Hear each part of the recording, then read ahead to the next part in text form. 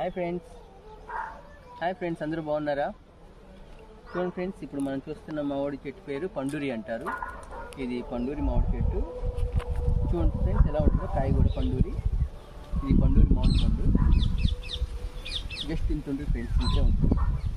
కేజీకి ఒక 8 అలా వస్తుంది ఫ్రెండ్స్, 8-9 అలా వస్తాయి సైజుని బట్టి.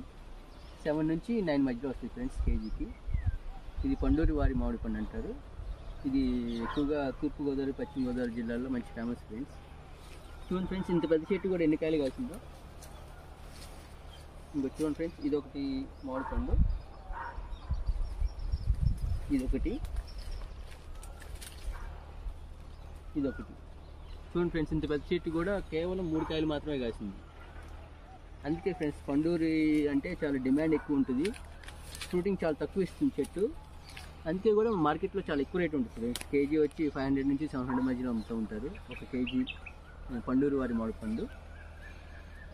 చూడండి ఫ్రెండ్స్, ఒకసారి దగ్గర రండి, చూడండి కాయ ఎలా ఉంటుందో. మీ దగ్గర చూడండి ఫ్రెండ్స్, ఇది పండూరి వారి మామిడి పండు.